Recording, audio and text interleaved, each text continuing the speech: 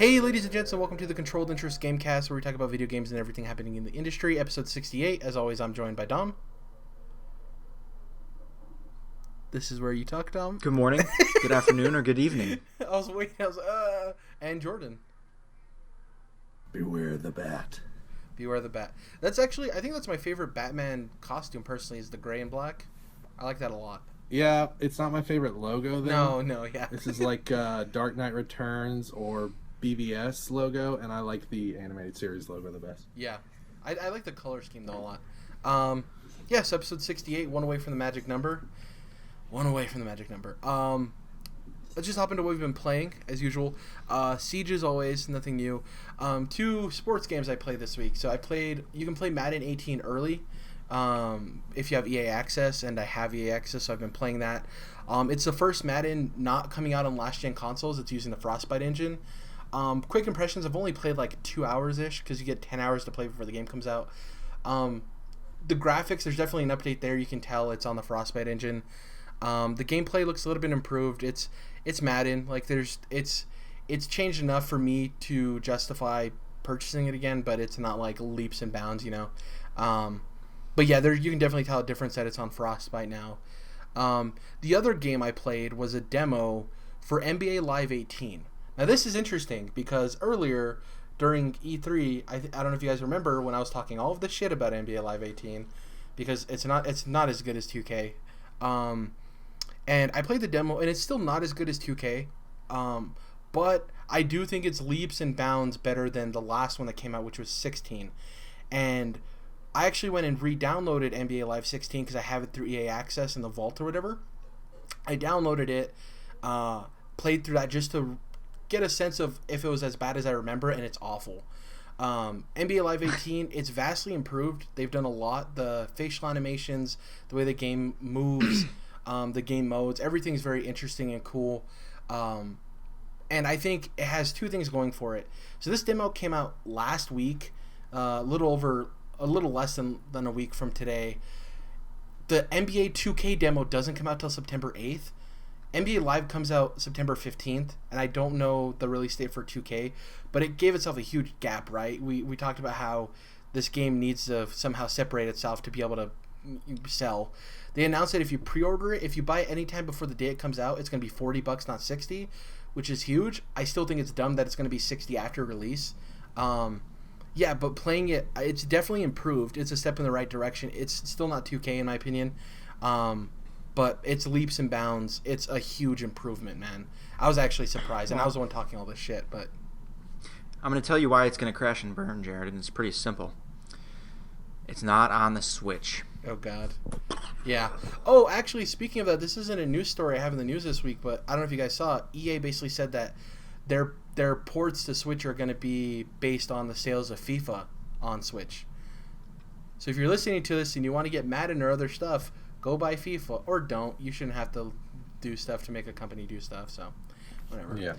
See, and that kind of pisses me off, though, because, I mean, we don't know yet, but, I mean, you kind of get that worry that FIFA on Switch is going to be just a shit version of FIFA 18, right? And it's like, oh, well, you're going to use a crappier version of the game to forecast how, how many other games to bring to Switch? Like, you should put out as fully featured as possible version. I mean, just downgrade the graphics, and that should be it. I mean, my only argument to that is there's not really another simulation sports experience on the Switch, and handheld simulation sports experiences haven't been like Madden on the PSP. I think was the last mobile like simulation sports game I played, and it was cool, but it was obviously a watered down version of Madden. But I think it could sell well. The only weird thing is so FIFA sells well in the States. FIFA's their best-selling game, EA's best-selling sports game. And a lot of that is from the European territory, obviously. And because of the limited quantity, I don't know exactly how well Switch is sold specifically in Europe. We know it's sold well in Japan, and we know it's sold well in the United States. I don't know the European sales figures. So that's going to be huge because the European audiences eat up FIFA. So if they don't have a lot of Switches to even get the game, then how are they, you know what I mean? They're not going to buy it without the console. So it's going to be interesting to see if they're able to do that. But yeah, I've talked about what I've been playing, just a couple of, sports demos essentially. And NBA Live surprised me. still not as good as 2K, but step in the right direction. Because the last thing we need is Monopoly. So hopefully, EA gets rid of having the Madden license, the NFL license, so we can see some competition there too. So. Skyrim. Still, oh my god, this is like a running gag at this point. Wow. Oh my god. I will say, I'm on the last trophy. So I've beaten everything in the main game. I mean, not everything, but all the main quests and all the guilds and everything. I have every trophy. I just have to get to level 50, which in Skyrim, their leveling system is a little goofy. If you remember, it's basically like you have to level up each skill to get your overall level. So you level up those skills by doing things, right? Like you level up your smithing skill by smithing. You don't get any experience for doing quests or kills, and so on. Yeah, really. And then once you hit 100 on a skill, it caps, right? Yeah. So I've been using one-handed weapons the whole game, and that hit 100. So now, as far as I am in the game, I'm like, well, shit, I need to use something different because I'm not getting any more levels, which is pain. But I'm at like 46 now, so just breezing through the DLC because I never did play the DLC the first time around. It's pretty good. So Heart Home is like just like an expansion for like houses and stuff, which is interesting. But it's good it's good that it's in a package now. Buying it on its own didn't really make much sense. And then there's the Heart Home is an episode of Game of Thrones. It's Hearth Home. You said Hearthfire. Yeah, same thing. Tomato Hearth Home. That reminds me though, Dom, is when Skyrim first came out. But you're right though. Sorry, go ahead. You're right though. So I got pretty deep into the house building stuff, and got bored of it pretty quickly because then it's kind of the house building stuff is lame. I mean, in general, like having a house in Skyrim is lame. The only thing good about it is putting up racks to put your extra gear on, so it looked cool. It was like my favorite part of it. that game and Fallout 4. Like, maybe not favorite part, but it's a huge part. I like building my own place and having stuff and certain things. I'm very OCD. So when Skyrim first came out, I don't know if you do this, Dom, or you, Jordan, because you guys both play tons of RPGs too. Whenever I'm playing an RPG and I notice there's like a system I can not necessarily exploit, but I can grind early in a game, I'll sit there and I'll grind it out just so I don't have to worry about it later. And when Skyrim came out, I noticed that with blacksmithing you can grind it out just if you're able to go around, get a lot of like the spare parts and then iron and stuff and then make ingots and then just rinse and repeat. And I did that and I got my smithing up to 100 without even getting to the first like main mission when you talk to the Greybeards. I did something very similar to that the first time with Skyrim because you could just make iron daggers. Yep. Over and over again. Yep. And they would give you the same amount of experience as making a full Diedrich armor set, basically, right? They patched that out.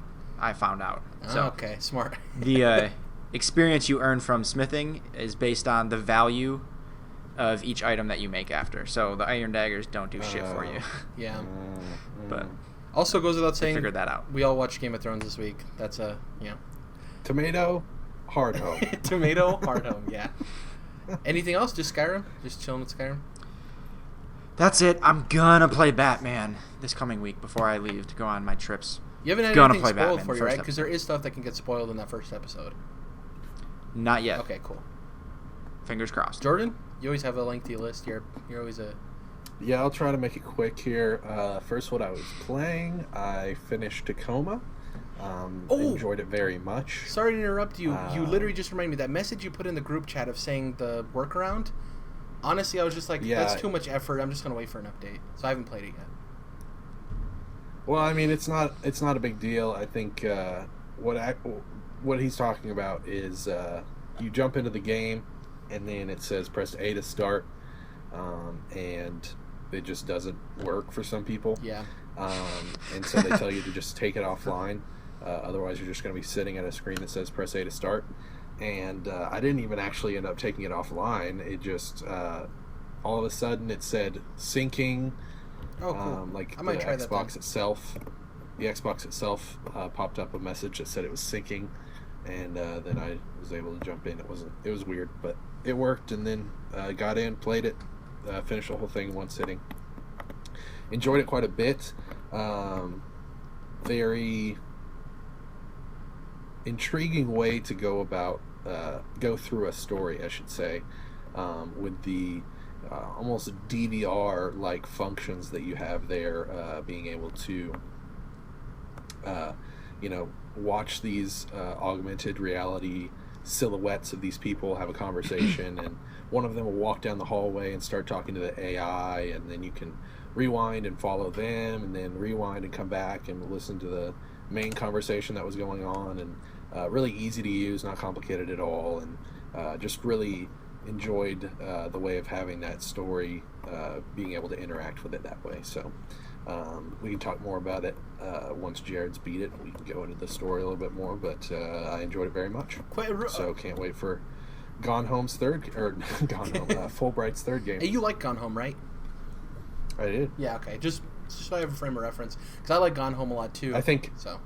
I enjoyed Tacoma more than Gone Home, cool. And I thought Gone Home was cool, but I didn't play it when everybody else played it, so I had people just constantly spoiling that game on the internet about what it's truly about, and so I knew what was happening going into it, and so Tacoma being an all new experience, I think probably shaded the color of my enjoyment there a little bit. But I think it's a better game too. It's just it's a fun experience, so I would definitely recommend it if you're into interactive storytelling rather than true video games. If you're into walking simulators and stuff like that, it's cool stuff. Cool. Then I also finished Super Hot. Ooh. Super Hot. And enjoyed that game quite a bit. Has a cool meta narrative that I'm sure you've also been spoiled on if you listen to gaming podcasts or read gaming websites. But nonetheless, still interesting to go through and fun experience to have. And then, of course, the gameplay itself with the puzzle-like shooter that it is, first-person shooter, where time slows down until you start moving, and you're trying to shoot these red voxel-looking dudes. A fun gameplay and definitely an inventive sort of experience. So pretty short, but nonetheless I enjoyed it quite a bit. And I'm pretty sure that's another game that came out of Poland, so shout out to them, because obviously CD Projekt Red has been one of the only Polish developers up until now, and it seems like stuff's starting to go down in Poland as far as game development. So shout out to you, Poland. I'll have to make a trip. Yeah, well, you'll be over there in the Netherlands pretty soon. Well, the crazy thing is, like, Poland isn't a country you normally see people visit that often. But when The Witcher 3 was coming out, Jesse Cox and Dodger and that whole group actually got invited out by CD Projekt Red to visit the studio. And man, that city is so beautiful, and their studio is gorgeous because they have such a... I don't know, a lot of times here in the United States, even though we have such a huge landmass, a lot of businesses are cramped into certain areas. And their office was huge, and it was beautiful, and, gorgeous, dude. Oh, gorgeous. Speaking of Danny O'Dwyer, or Donnie O'Dwyer, as you say it. Oh, Mr. Irish Cream, as they call him. Yeah, he's doing he's about to do a no-clip documentary on CD Projekt, but he went back when he was at GameSpot. He actually did a little 3-part series on just The Witcher itself, and I highly recommend that, and I'm very excited for the new one. So shout out to No-Clip Documentaries. And then I also played through the first episode of Walking Dead Michonne, as I said I would. And it was pretty short, probably not even an hour long, maybe 55 minutes. But it's a mini-series, you know, they made that clear. It's only 3 episodes, and it was obviously cheaper, and so I'm totally cool with that. It's an interesting enough start to the story, even though... So this takes place during a time in the Walking Dead comic. Of course, the Telltale games take place in the Walking Dead comics universe, not the show. It takes place during a time where Michonne is gone from the main group, and she's on a boat. She comes back and gets off the boat when you see her come back in the comic. And so I was like, oh, they're going to tell the story of her on this boat.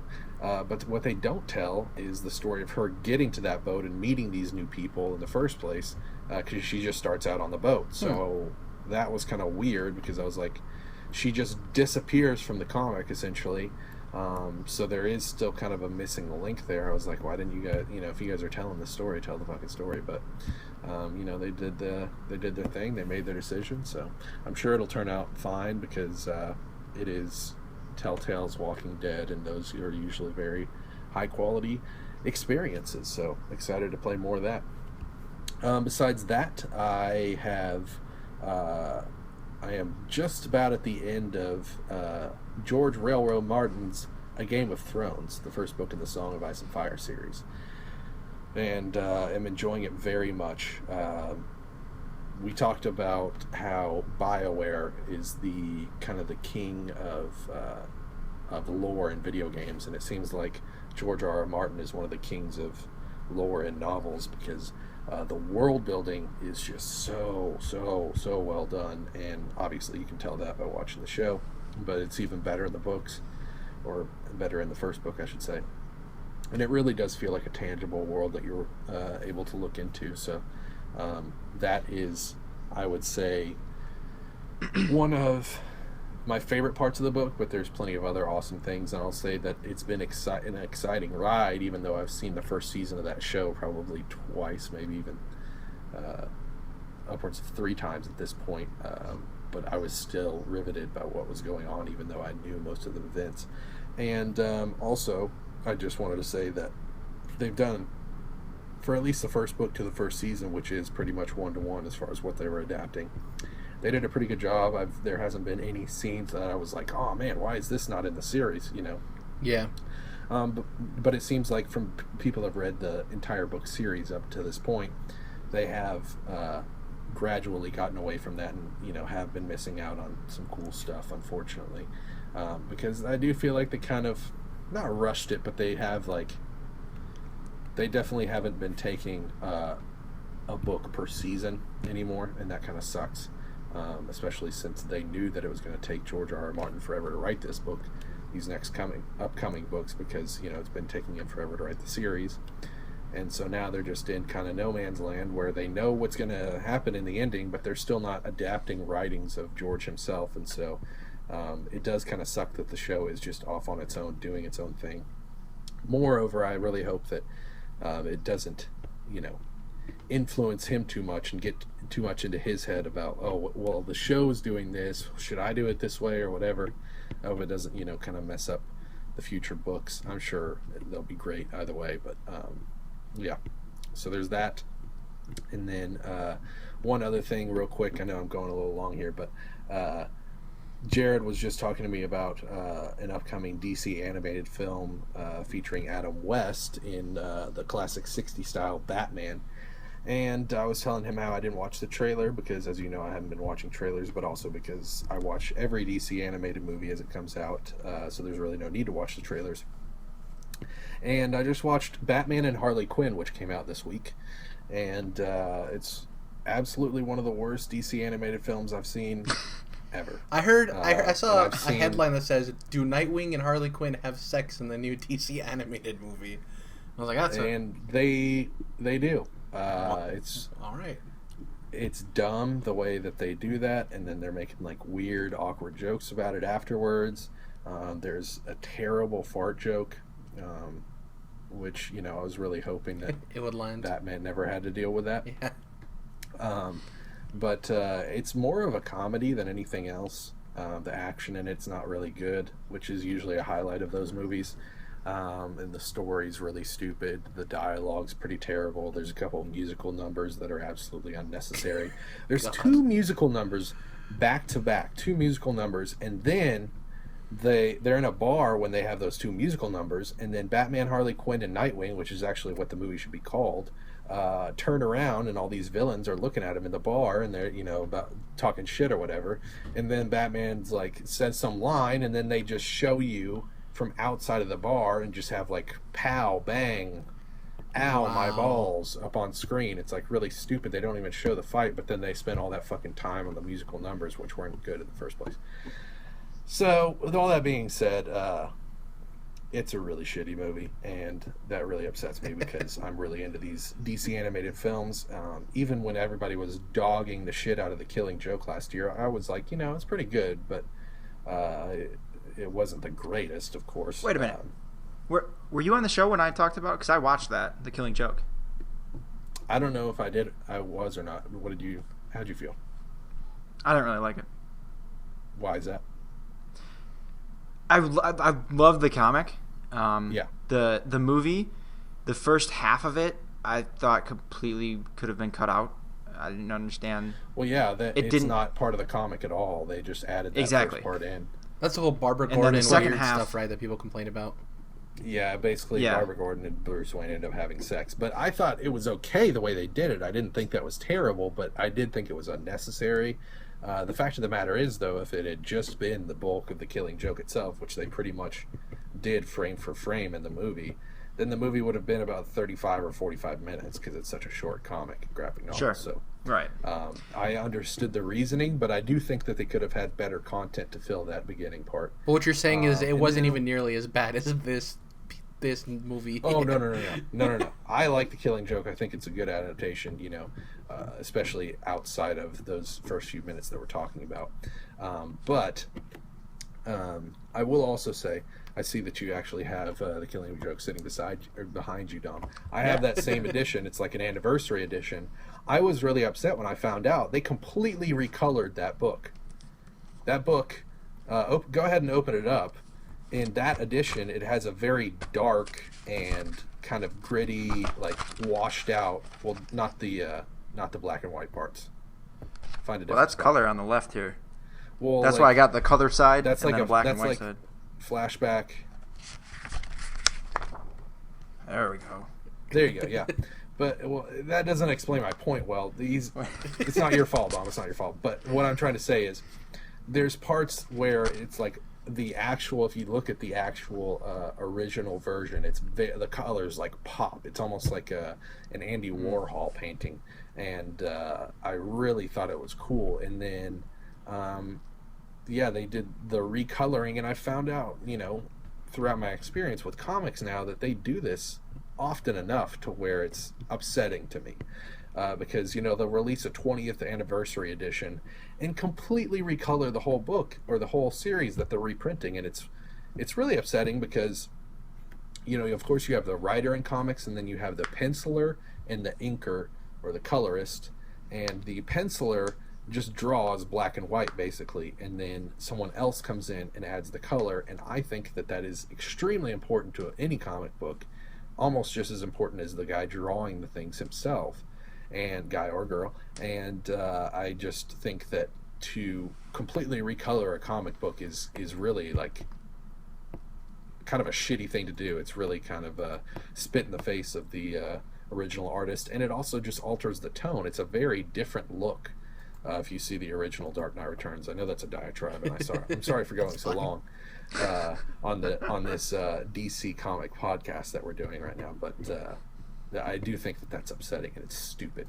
I saw that in the Inkle recently as well. So quit fucking doing that, comic companies. I'll rebuy the comic. I'll buy the 20th anniversary edition with the foreword from some random guy that's not even involved in the writing of the book. I'll buy the hardcover with the nice new picture on the front or whatever. But don't you dare change the motherfucking color of the motherfucking book. Were you done, Jordan? I didn't mean to cut you off. I ought to be done. Okay. Yes. Let's hop into the news. So the first bit of news here comes away of IGN. Shenmue 3 will be published by Deep Silver. So this is interesting because if you don't remember, Shenmue 3 was kickstarted. It's been in development. We haven't really heard about it. They announced that it's going to be published by Deep Silver, of all people. It's interesting because Deep Silver helped publish, obviously, Persona 5 and Yakuza Kiwami. So it's interesting that Shenmue 3, got them as a publisher. Is it just we talked about this before we started the show, but isn't it weird when like a Kickstarter game gets a publisher? To me it's like double dipping, It's definitely sleazy to me, because you're basically using the crowdfunding system as like a glorified pitch. Yeah. To your investors. And I don't really appreciate that, but at the same time I realize that especially with the way the video games the making of the video games is, the development of video games the way it is. It's very hard to get a concept off the ground, even if it's, someone who's been successful in the industry, a game director, or it's someone trying to bring back a beloved franchise that's sold many copies in the past, or at least has been critically acclaimed. And so it is sometimes very difficult to get things off the ground, even things that people would really enjoy and people would definitely buy. But at the same time, I almost feel like there should just be a different way of going about it, because having people fund you in this sort of way and just giving them, essentially what would you call them? Backer awards, I guess. Yeah. I think it is a little bit sleazy. It is a little bit of a backdoor shady deal, as our friends over at the Allies like to say. Well, this is even weirder because Sony helped pitch the Kickstarter on their stage. Yeah, and it's definitely double dipping, like you said. And Shenmue is owned by Sega, so it's like, why isn't Sega publishing this? Sega. It's really weird. I'm gonna read you some of these top comments on IGN, which sometimes are bad, but I found a couple of these funny. The first one says, "Ignore Shenmue. Go buy Yakuza 0, then Yakuza 6 when it's released. They're better than Shenmue anyway." Which I thought was funny. And then a lot of people are just saying, why does Deep Silver need to publish this when Sega owns the IP? If you get $6 million in financing, why do they need a publisher? You take all these people's money just so rich guys can take all the profits. So people don't seem too happy about it. Also, if people don't remember, this game was announced to be coming out by December of this year, and it got delayed till late next year. I think it's even going to get delayed after that. I wonder if we're going to start seeing people go on Patreon for game development, because that is more of a subscription service, like a monthly deal where it's ongoing as opposed to a one-time backing funding. So it would be interesting to see, like, hey, we'd like you to go on this journey with us. We'd like you to help us out through our development costs, and see if that didn't change the game up a little bit, because then you're walking alongside that developer as opposed to just giving them money and hoping that they don't kind of screw you over. I just the one problem with Patreon versus Kickstarter is like a lump sum that they get, so they can kind of, with game development, schedule everything out.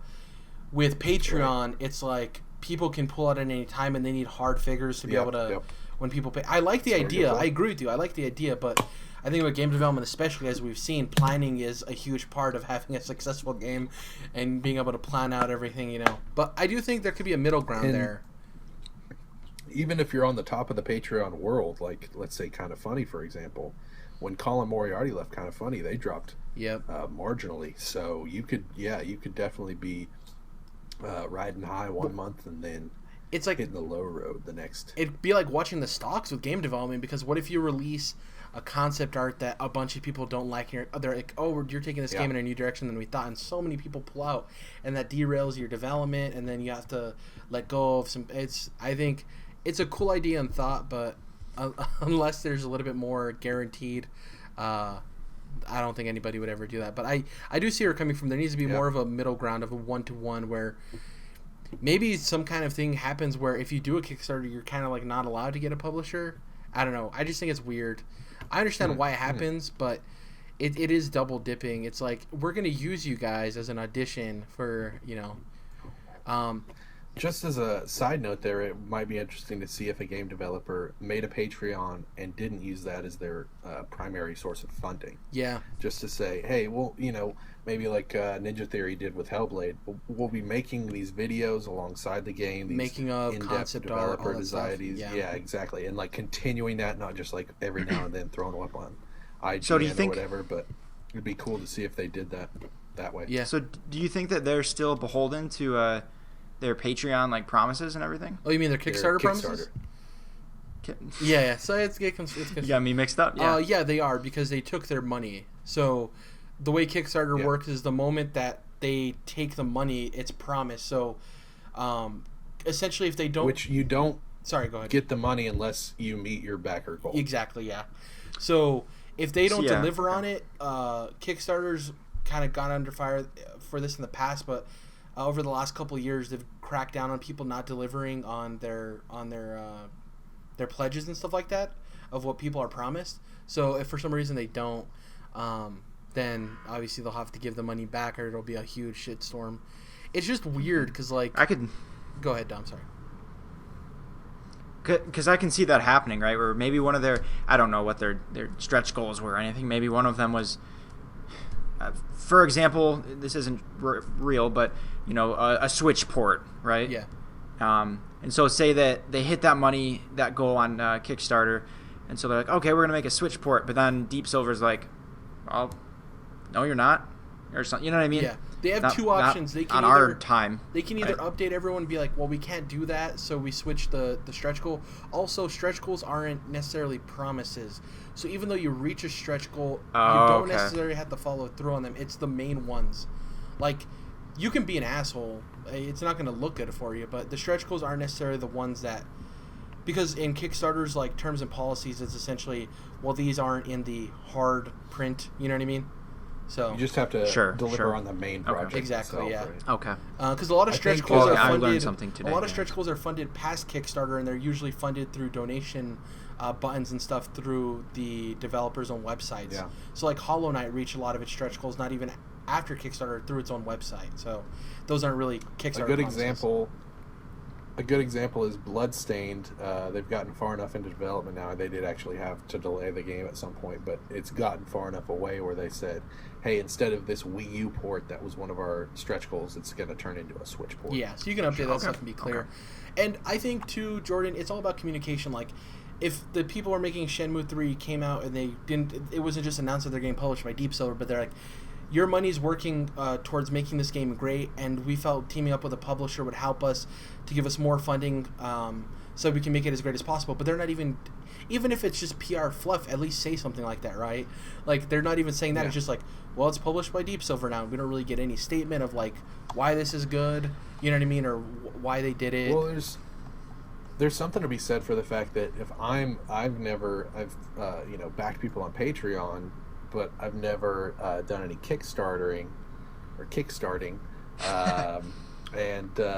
if there was something beloved that had gone away that I wanted to come back and they were doing a Kickstarter for, and let's say CD Projekt Red imploded for some fucking reason, and then some of those guys got back together. They're like, we're doing Witcher 4, but we need your help. I'd be all up in that, right? Yeah. But then they go along and they get a publisher, right? Like, kind of a AA deal like Deep Silver maybe, and they're saying, well, we could have made 100% of a game, or we could have made a certain amount of the game with that Kickstarter backing, but because of this publisher, we're actually going to make it that much better. It's going to be like 150% of what we could have done if we had just done your backing. And then at that point, I'd be like, yeah, man, go ahead and get that extra funding. Well, also, not to worry people, but Deep Silver has done this before. The last game that Deep Silver jumped in on that was a Kickstarter game and they jumped on to publish was Mighty No. 9. And we all know how that turned out. Ooh. So, yeah, I mean, Deep Silver, it's like, I always wish them the best because they are absolutely filling in that AA slot. Yeah. That's a little bit thin right now in games, but though not as thin as I think people like to say it is. Anyways, they're also picked up Homefront: The Revolution, and so yeah, they've definitely made some iffy choices. Yeah, they're hit or miss. Which publishers, you have to take those risks, right? Because it's all about trying to earn profit. So yeah, I understand it. Just it's an interesting situation. The next story here, the next news story, Crackdown 3 is delayed to 2018. Dom, I think you said that you called this, which I don't remember, but you probably did. Sounds like something I cynically said. Yeah, it's delayed till the official wording is spring 2018.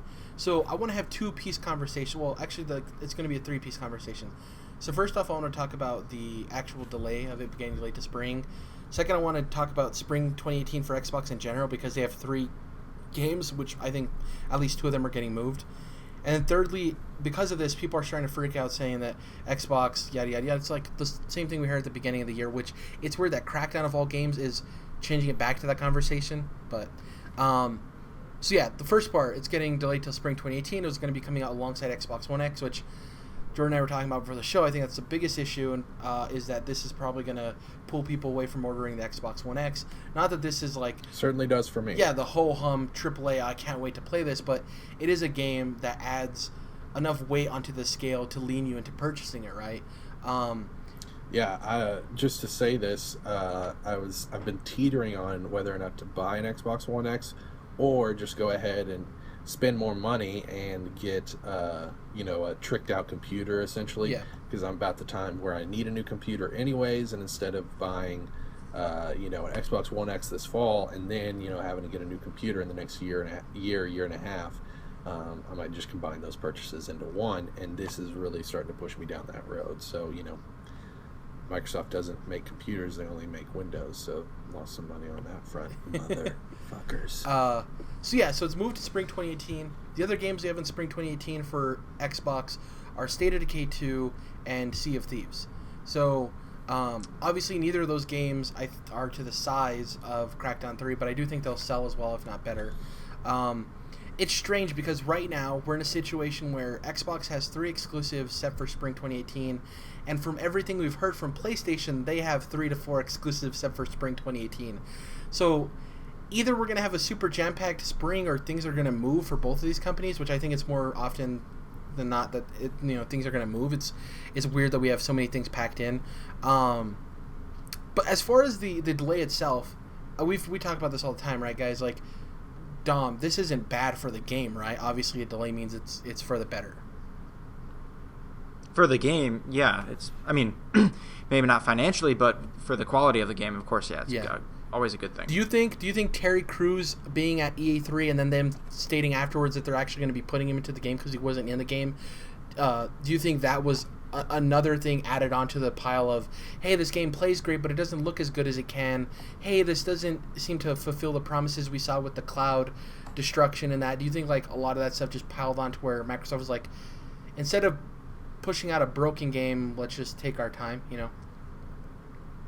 Yeah, it's simpler. It probably just wasn't ready.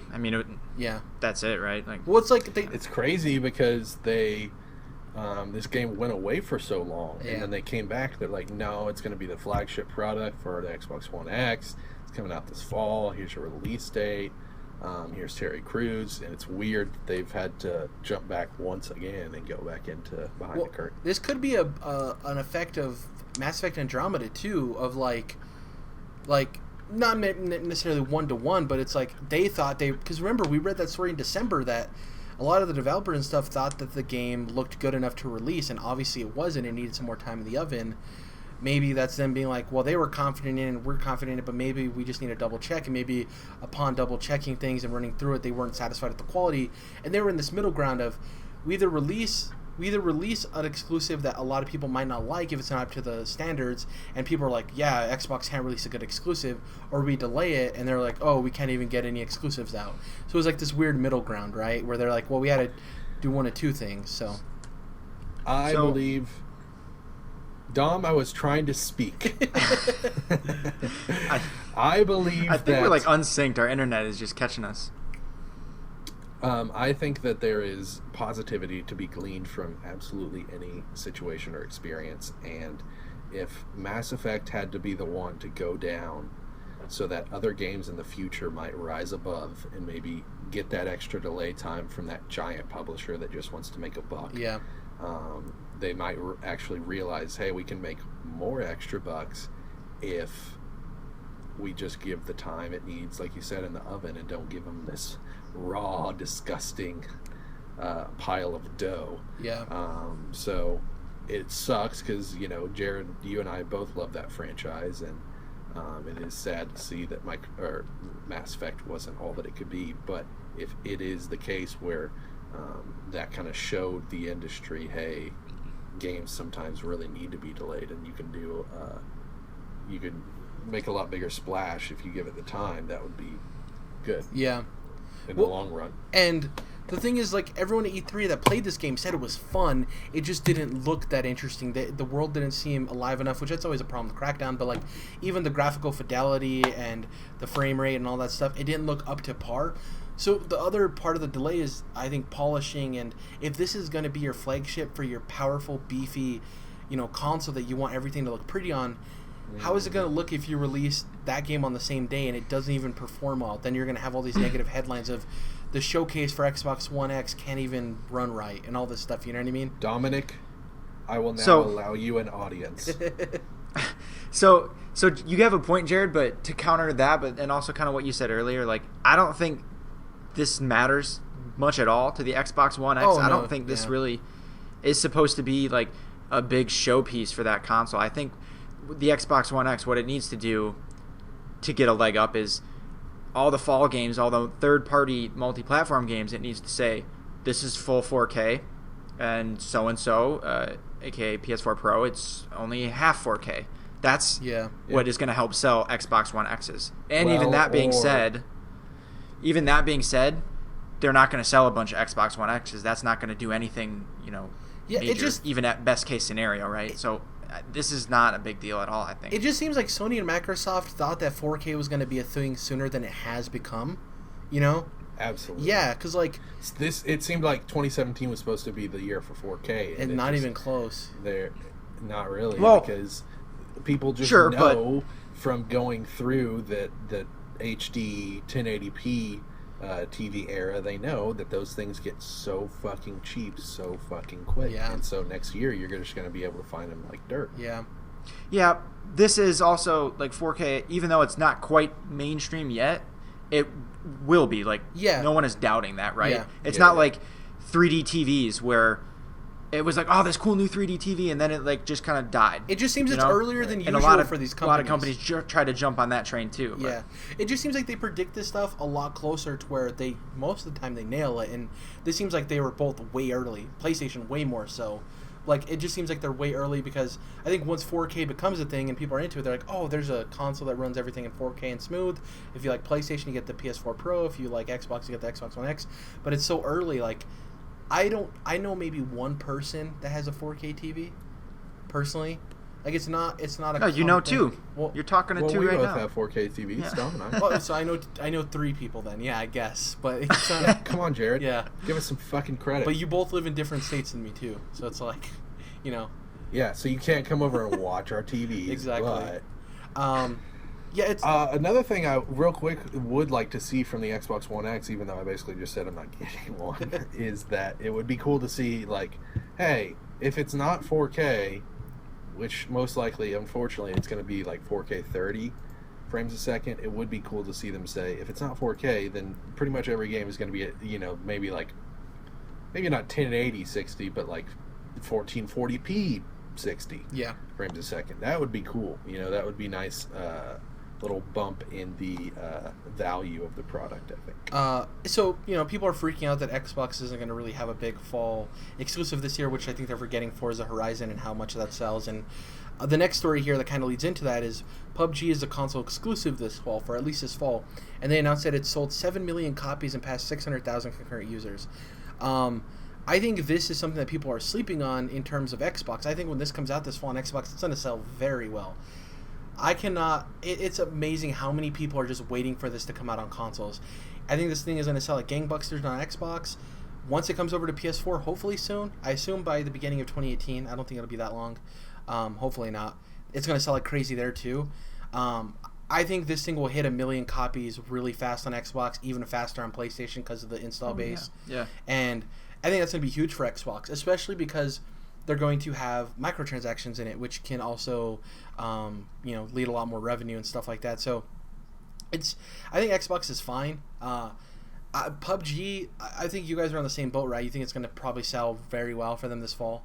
I mean, it's kind of a no-brainer, right? Oh yeah, sure. Yeah. I think it hit 2-3 million easy this year. Yeah, and also the guys for PUBG, they're doing an announcement at Gamescom. So is Xbox. People are anticipating they're going to give the release date for the Xbox version this Sunday. And also the guys making PUBG also came out and stated that they're going to be doing updates and patches a little less often, which to me indicates that they want to focus on the PC version, but also getting the Xbox version just right. Because if you're constantly putting out updates, you have your hand in a lot of different places, right? Whereas if you spread them out a little bit more, you give yourself a little bit more time to delineate tasks and stuff like that. So, I guess we can go into the topic now. And the topic kind of goes into the whole thing with Crackdown being delayed and people freaking out about Xbox's first party Ryan McCaffrey, host of Xbox Unlocked, IGN's Xbox podcast, or IGN Unlocked rather, he wrote an opinion piece, and he wrote 7 things of what he feels Xbox needs to do to fix their first-party problem. I want to go in here and talk about them. I think a majority of these we kind of looked over it before the show. We're not going to agree with, but I think it'd be fun because he makes some interesting points. And I'm not going to read through the whole thing. If you want, just go to IGN and look up opinion pieces, and it's the top one there. So the first one he writes is reboot Fable at Rare. So obviously the Fable franchise has been missing. Lionhead is no longer around. We had a Fable card game released this year.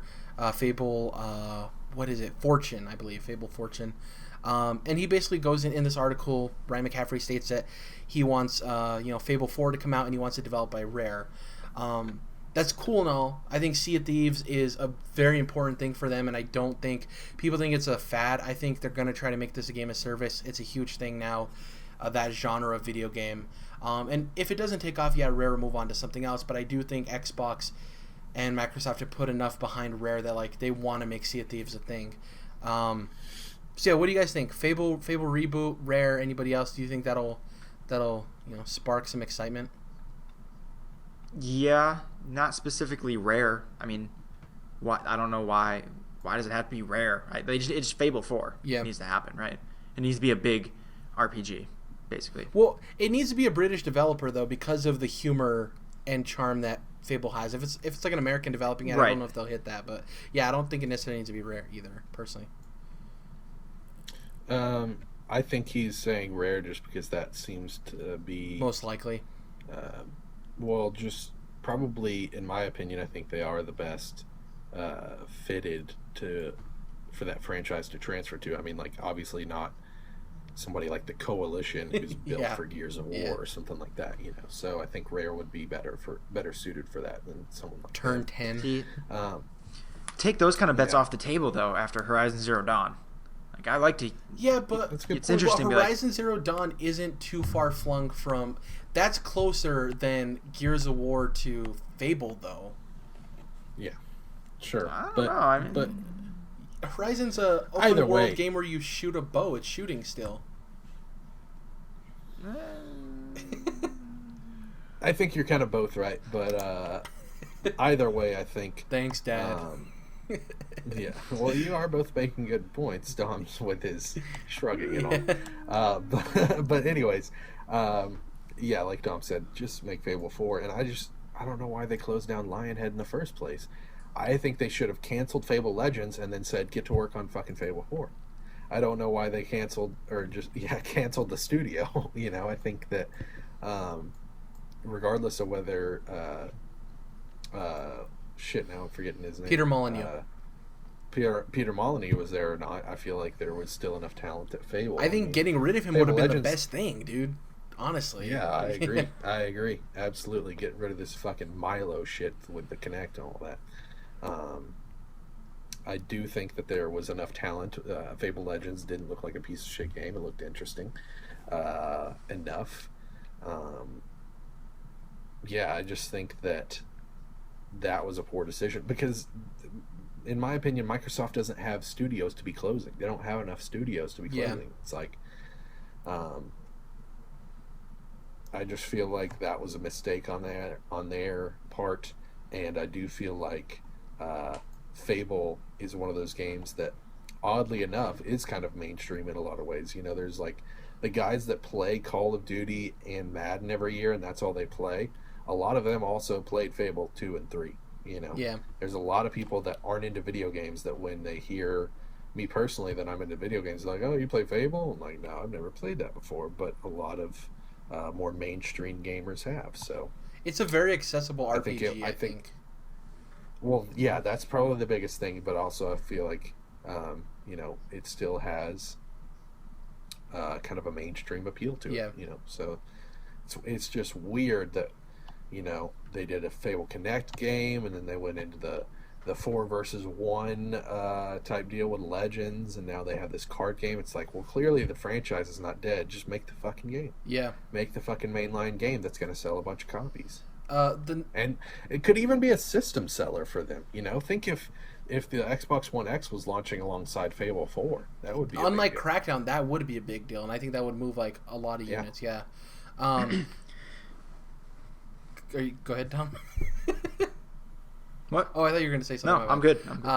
He's just clearing his throat. The second point Ryan McCaffrey makes is make a first-person Shadowrun RPG. He goes into talking about how Shadowrun was ahead of its time. Personally, I think the first-person RPG thing, obviously it's first-person and third-person, I think they're going to align themselves with Anthem pretty strongly. We've seen that. I think that'll focus that. Obviously, it's not an exclusive, but we've seen how easily aligning stuff with a console is just as good as exclusivity sometimes. So, I think first-person RPGs, I'm not a fan. I'm not a fan of first-person games in general, as we've talked about before. I think, especially RPGs, though. You know, we were talking about why do people care so much about Overwatch skins when most of the time you're only seeing the person's arms and maybe like their gun hanging over their shoulder or whatever. It's like, especially in RPGs where you're like, oh, I got this cool new armor set. Oh, I got this cool new helmet. I got this cool new sword. That most of the time you can't even see because it's in first person. And I think Bethesda games would be much more enjoyable. I'd enjoy Prey and Dishonored more if they were third person. I think, well, dude, stealth games in first person, it's rough. Like when you're trying to sneak around specifically and then use like stealth powers and you're in first person, you can't see the character that you're playing as. You can't really see around you the people that you're trying to sneak from. You know, like for example, like Metal Gear Solid feels so much better, not just because it feels like it plays so well, but also because you can actually see what the fuck's going on, you know. And so yeah, there's certain games that I do not believe should be in first person, and RPGs are absolutely one of those. That's interesting. A little bit of a diatribe. Yeah, I like both. For me, like Bethesda, like Fallout and Skyrim, I hate playing in third person. I think they're bad in third person, to be completely honest with you. Well, that's because they allow that feature, which is nice to have. That and both Battlefront are kind of singular in that sense, but it would be nice if they weren't janky in third person. Yeah, you know. Yeah. Which, even still, I'm probably going to play Skyrim on Switch entirely in third person. Interesting. My biggest problem with the third person on those games is being able to specifically grab certain items and not like steal from somebody or like grab the wrong thing. Like that's a huge thing. Like being in first person is, you have a little bit more accuracy there in those games specifically. I would like it if you could switch in every game. That would be really dope if it wasn't like a big hurdle to overcome. If it was more like just, yeah, we can do that. We'll throw it in there. Yeah. And just almost every game you were just able to choose. That would be very cool. We can. So sorry, go ahead. I gotta get it one last point in on that. So Battlefront is so interesting to me because you can switch, but to me it feels so much better in first person. Same, yeah. But I can tell it just feels like that's how it was made and that's how it should be played. But then I also get the vibe that everyone online is in third person because you're better, like right. Like third person is just better. I play in third person. I don't know if you would be because of what I just described, but I also, you know, if I'm a stormtrooper, I want to see that white armor glistening. You know what I mean? If you're on a shooter on PC, I'm not talking about Battlefront specifically, but if you're on a shooter on PC and if you have the option between first and third person and you're in third, you're gonna get wrecked by everybody in first person. Dude, I'd say the opposite. I feel like third person, you destroy everybody. I strongly disagree. I mean, you have a wider field of view in third person. Yeah. So there's that. You could see someone coming around the corner that you wouldn't otherwise. Yeah, but your aim is also compromised in third person too. Your aim, I would say that those are the two biggest points. Is in third person, wider field of view. In first person, your aim is going to be probably more accurate because, you know, your reticle's like basically way closer to you as the player. Yeah, I'm gonna have to start testing this out. We're running a little long, so we're gonna go through these other ones kind of quickly. 3, bring back Crimson Skies. I don't think anybody cares. I don't think it'll move the needle personally. I don't know if you guys have any differing opinions. I just don't think Crimson Skies the point is something. This list is like, really, dude? This is what you think it's gonna save Microsoft's first party exclusives? Yeah, no one cares about Crimson Skies. Going up against no one. Going up against Horizon and Uncharted, and then, you know, you got God of War and things like Detroit coming out. These are the things that you're thinking are gonna, you know, really put the nail in the coffin for them. People can make the excuse that like, oh, the hardcore OG Xbox fans want this. They already own an Xbox One. I'm sorry. Like they're it's not going to change anything. Next up, Alan Wake 2, just make it happen. I agree. I would love for this to happen. Quantum Break was one of my favorite games last year. I think, Jordan, you liked it too. Game of the year. Yeah. Remedy's great. Their next game isn't an Xbox exclusive. Also, sorry about the fourth host that's joined us, the dog outside my house. I can't really do anything about that. He decided to bark a lot. I can't hear it. Oh, you can't? It'll probably come through on the mic. I can. Unfortunately. But yeah, Alan Wake 2 would be cool. There was a weird licensing issue with the music recently where they had to pull it down from a bunch of digital shops. So, unfortunately, that's the way it goes when people use licensed music. The stuff runs out. But yeah, I would love for Xbox to team with Remedy and be like, make Alan Wake 2. It was cool to see the nods to Alan Wake in Quantum Break as well, Jordan. Yeah. Anything for you guys to say about Alan Wake 2? Would that be something that would excite you guys? Also, I don't think it... Yes, do it. I don't think it'd be something that moved the needle, but I do think it'd move the needle more than Crimson Skies. Oh, sure. Yeah, but still, it's a very niche game. So, yeah, these are not the things that are going to turn the tide. Yeah, I think it's interesting because I think Alan Wake 2 being a sequel could get that thing where, a lot of more people are playing the first Wolfenstein now because of the sequel. But with Crimson Skies, I think it would have to be a reboot. Like, it couldn't be a follow-up because nobody really knows the first one anyways. Well, yeah, but, I mean, yes, Alan Wake is backwards compatible, but Wolfenstein is just straight up on PS4 and Xbox One, so good point, different. Yeah. The next one, hire Itagaki to make a Ninja Gaiden spiritual successor. This, again, Ninja Gaiden's cool and all, and I think a lot of people have a lot of fond memories. I don't think this would move the needle for Xbox either.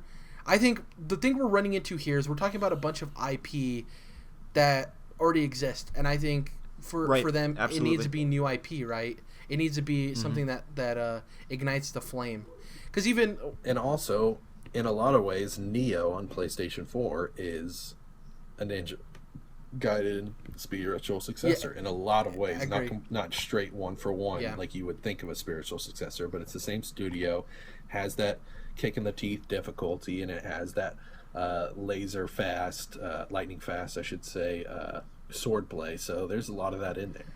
And his 6-point Splinter Cell Chaos Theory 2, I think this goes back to the same thing of like, it's already in a series. Like, I don't think Splinter Cell Chaos Theory 2 it'll sell copies, but Theory 2, Splinter Cell needs to be straight the fuck up rebooted. Yeah. And it would do well. I mean, Stealth is in right now, But that's not going to be an exclusive. Solid. You know what I mean? Yeah, that too. Like, you're not going to... Well, then again, it's not going to be an exclusive unless you were the Nintendo Switch and you got Ubisoft to make a Mario game. Yeah. But it is interesting that they're at least willing to make exclusives, Ubisoft. Yeah. The last one here, I think the first and the last ones are the ones that hit the best note for him out of everything, the Fable thing. And obviously, Ryan McCaffrey knows Xbox. It's just we're giving our specific opinions on his opinion, opinion off. Yeah. His last one is bring back Xbox Live Arcade. This is something I talked about during our E3 predictions. Remember, I said it would be cool. One of my predictions is that they bring it back. They have Tacoma. They have Cuphead. And what am I missing? Below, and a couple of other games, Pitfall. Or Pit People, not Pitfall. Pitfall is a way older game. Yeah, I was gonna say. But Xbox Live Arcade was a great thing for Xbox 360. It kind of put indie games in the forefront of people's minds on console during that generation, and I think there's something lost in that now. It's an event. People get excited. They're like, you already know what games are coming out. They have the schedule of this one comes out this week, this one, and it's just kind of a home run hit every week because usually they put the best games on that stage, right?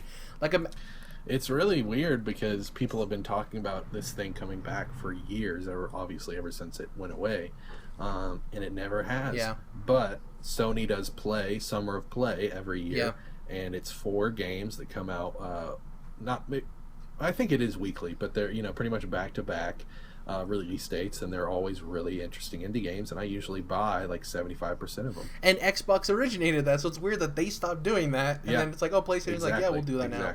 And it's not like they don't have the indie titles to back that up. Like, if Tacoma would have released a little bit later, and you had Tacoma, Cuphead, if Below was still coming out, and then Pit People, or what's the name of the game that came out that's like, what is it? It's in early access now. We Happy Few. If We Happy Few is part of that. Yes. When the fuck are we getting? They announced. They April next year. Yeah, there's a release date. Yeah. For PlayStation also. Yep. Jordan. Yep. Good. Good. Yeah, so it's Been weird. waiting. It'd be cool for Xbox Live Arcade to come back. Final thoughts on this? We can each give our final thoughts. For me, I still don't think that they have a first-party problem. I think they're in this middle ground of, you've heard this on almost every other podcast you probably listen to, of like, they're working on exclusives, and it's not that they're not going to release any, because they are, but I think they're saving the heavy hitters for the next iteration, whether that's Xbox 2 or whatever comes after Xbox One X, if that's Xbox One P or whatever the hell it ends up being.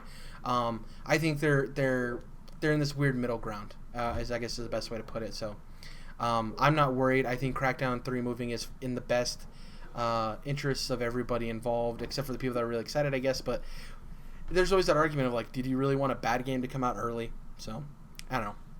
Yeah. You guys? Yeah, I'm with you. I think I agree with what you said earlier. Where, like, I mean, yeah, they can new Splinter Cell, new Crimson Skies, yada yada, like all these existing IP. I mean, especially those lesser known ones, like more hardcore Xbox fan ones. That's not like that was very much. If you wouldn't have told me who wrote that list, I would have absolutely guessed it was Ryan McCaffrey, right? Those are all really mostly niche things. I mean, after like Fable 4, which should be a big mainline staple right up there with Gears and Halo for them. I mean, some of those smaller ones, they'd be cool, sell a couple copies and be successful. But if you really want to fix the exclusive problem, which is a weird phrase, I'm kind of with you on that too. But if that's your goal and that's the goal of the article, then I think you need big new IP. Well, right? Also, you need a Horizon Zero Dawn. There you go. And that was going to be my final point, is that if you want to save Xbox's, or you want to fix the problem, I should say, of Xbox's first-party lineup, you start building new studios with creativity at the forefront, because you need new big IPs that aren't like Gears of War or Halo, that aren't like Forza, not a drive. But become club as situation. important though to people. Maybe not like them, but become as important, because there is that problem where you think of Xbox like Halo, Gears, like that's all people think about. Yeah. Right. But then that's what Jared, PlayStation was able to do with Horizon, and I think what they're going to be doing with Detroit. And you need to have some creativity and go out there and be, kind of like courageous enough to just say, hey, we made these cool new IPs in the past. Let's do it again. Let's not just rely on our laurels and rest on our laurels, I guess. But let's move towards the future with fresh new ideas. Yeah. Yeah. So then, Jared, at the end of the day, though, I'm with you. We're like, yeah, this is a fun article and a little game to play, but ultimately, I don't think first-party IP is necessarily the end-all, be-all for them, right? Yeah. They need to. What they're doing with Anthem, or what they appear to be doing, like connecting as much as they can to that and hedging their bets on that, because Destiny already is so connected to PS4, right? So them attaching to Anthem I think it's going to be huge, and that is what's going to push them, back in. Not that they're out of the race, but that's going to get them back more ground than a couple like a Crimson Skies reboot, right? Yeah. Well, only thing that's going to save the Xbox One is Sunset Overdrive 2, baby. Well, and it's all perspective. Take it to the bank. I think Ryan McCaffrey wrote this article, and it seems like from the perspective of fixing the first-party exclusives for people who already own an Xbox. And I think the way we're discussing it is fixing the first-party exclusive titles for it to sell more, the console itself. I think he came in from the perspective of like making the people who already own one happy, which are mostly diehard Xbox fans, So I think it's all perspective there too. But we're going to close out the show now, what we're going to be playing. I think Madden comes out 8 days from now, so I don't think, it won't come out before next week's episode. I'm going to try Tacoma, Jordan. Hopefully I'm able to get that going. Episode 3 of Guardians came out. Like what you're doing with Batman, I'm waiting for all 5 episodes to come out for that. I already own it, so I'm just waiting. Walking Dead's the only Telltale series that I'll be playing episode to episode. Going to be watching Game of Thrones, obviously. And I don't know what I'm going to be playing. Siege, obviously, is a guarantee. I'm trying to perfect that game. I'm like at, I think, 800 gamer score, so I just need a little bit more, some terrorist hunts, and play some of that scary ranked where I'm probably going to get my face stomped in. But that's pretty much it for me. What about you guys? Batman. I'm going to do it. I'm going to do it this time, I promise. Hell yeah. Cool. And Skyrim. For me, I need to get back to Hellblade. I didn't get back to that this week. I'd like to go ahead and finish Hellblade.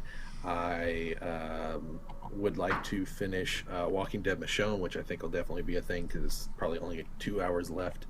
Then I mentioned last week, I'm really hoping that Defenders, which comes out tomorrow on Netflix, turns out good because some of the individual heroes series have been a little bit iffy. It's Return of Daredevil on Netflix. I'm excited about that part. I am obviously going to be finishing up a Game of Thrones. I am going to be finishing up the Star Wars Inferno Squad book I told you guys I was reading. Enjoying both of those books very much. So I might just start a new Star Wars book or something like that. Who knows what will happen once I finish Inferno Squad. But I will definitely be rewatching Game of Thrones Season 1 after I finish the book. Because that's what I'm going to do now that I'm going through the books. I'm going to be matching those up with their corresponding seasons of the TV series. And then, of course, I'll by the time I get done with all that, then Season 7 will be finished. And I can rewatch that because I think it's been a very interesting season so far, and I cannot wait to rewatch it. I've been excited to rewatch it with every episode that comes out. So that's an interesting approach. So my plan is I've not read any of the books. I'm going to wait until the show is completely done, so another year or two, and then I want to go back and read all the books. I don't want them to conflict and hopefully the with books each other. Are done by then. Probably not. But. Well, yeah. Yeah, see, that's the thing is I was like, well, if I'm going to do that, I might as well just wait for the books. And I'm like, well, if I wait for the books, I probably won't read this series until I'm 40. On my fucking deathbed. So I would say for me, I've been wanting to read these books for so long and have been reading a lot of fantasy recently. And I'm like, I can't just keep, trying to have opinions on fantasy novels when everybody's fucking talking about Song of Ice and Fire. And so decided to jump in. You saying that reminded me. I'm gonna make it my point, Jordan, to try to catch up on Invincible so I can be there in the discussion when the finale is released. Yeah. I'm just a couple issues behind at this point, so I'll be there. And speaking of that, I'm also right towards the end of. I've got like 30 issues left to catch up on Walking Dead. It's at like 170. I'm at 140, so I'll be caught up with that before this current season. I'm already past where they're going to be adapting All Out War. I've finished All Out War, which is what they're about to do. So, yeah. I think that's it for episode 68. Next week, the magic number, episode 69. No joke there at all. If you can, please leave us a review on iTunes and please subscribe and follow. Speaking of subscribing, if you can do that on YouTube, that'd be great. What else? I think that's pretty much it, the whole shebang. Follow us on Twitter at CTRLINT. You can follow me individually at Jared_. Dom is at Dom's Oreos, and Jordan is at Mellow Modus. Next week, it'll be all three of us, and then after that, it's going to be either me and Jordan or a solo man thing, depending on what happens. And, we'll catch you guys next week. We'll probably have a lot of Gamescom updates, if there's any news. Usually there's not, but Xbox is having a conference, so that's kind of weird. We'll see what happens. Catch you guys next week. Bye.